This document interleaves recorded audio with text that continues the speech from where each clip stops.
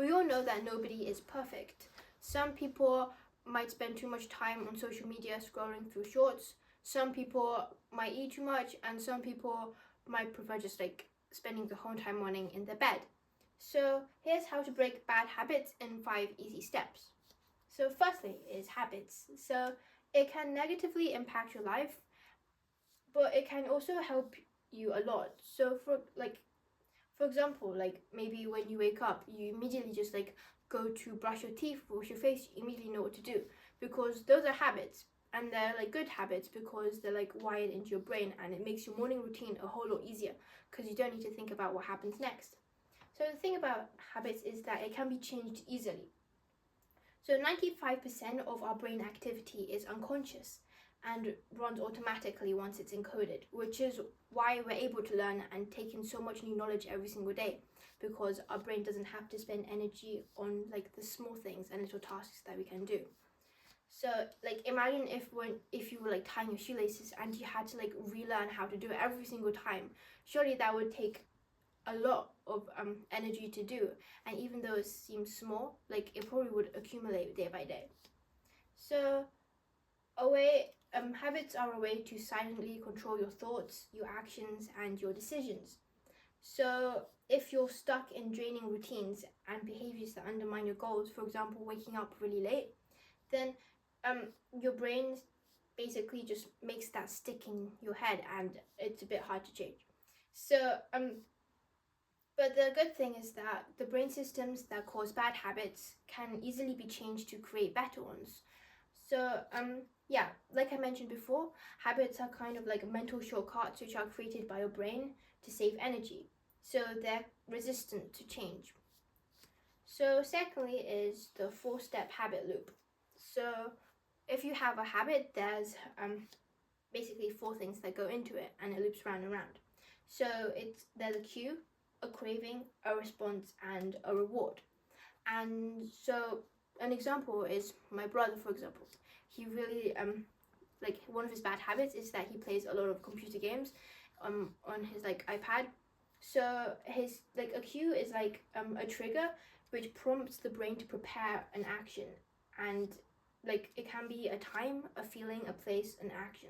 So in my brother's case, his trigger is probably like whenever he sees his iPad, or whenever it gets to like kind of late at night, maybe like 9 o'clock, then that causes him to want to pick up his iPad and start playing games on it. And like the craving is like a motivation or a desire for a reward. So like in the case of playing video games, it's probably like the adrenaline or like the dopamine hits he gets with it, and also because his friends are always online too, which makes him want to play with them since they're always telling him to join them. And the response is the actual behavior which is performed to satisfy the craving, so actually like playing the game. And the reward is the dopamine hit you get, or the pleasure which reinforces the habit, which makes you want to seek out that same reward over and over again, which basically just repeats the loop, and it strengthens the neural pathway to just immediately think of, oh, video games when he sees the iPad, which makes it really hard to stop. So how do we actually break it? So here, lastly is 5 steps to break bad habits. So firstly is identify the cue. So firstly you have to be aware of what's actually causing the habit and identify the specific cue, triggering the habit. So for example, if you're really stressed, maybe if you like struggle with eating a lot, maybe that's because of stress, and also the time of day. So once you identify like what's actually causing the habit, it's easier for you to be able to avoid it and stop, which is actually the second thing. So the second thing is disrupt. So disrupt the craving by changing the pattern or environment. So with my brother playing games, basically a way to disrupt this by changing pattern is when he goes to bed every night, my parents can take away his iPad and devices so that he won't start playing the games like in the middle of the night, because like he can't.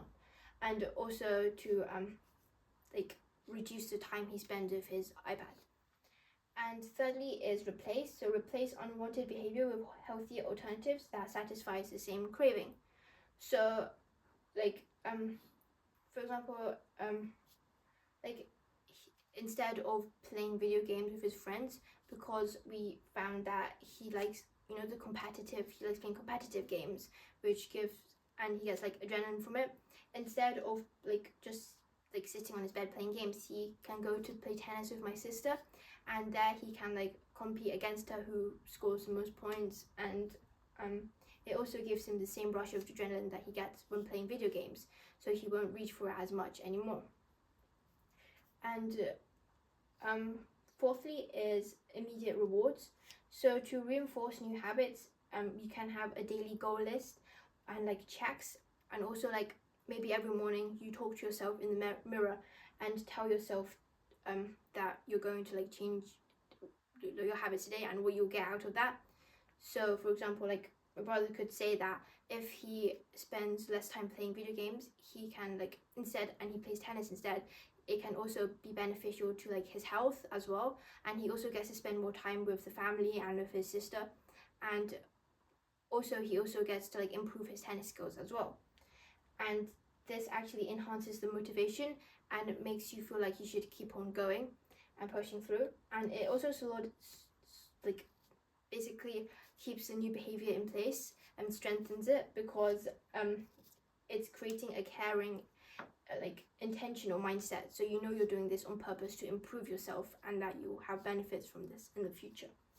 And then lastly is just repeat and stack, because the best way to like build a habit is repeat it day after day to strengthen the neural pathways until it becomes like unconscious behavior, which reinforces the habit and makes it stronger. So in conclusion, habits are really important, and they can be good as well as bad, and that like bad habits can't be like stopped easily, but you can easily like change it into good ones if you follow these 5 steps and keep on repeating it day after day. Thank you for listening. I hope you learned something. Bye bye.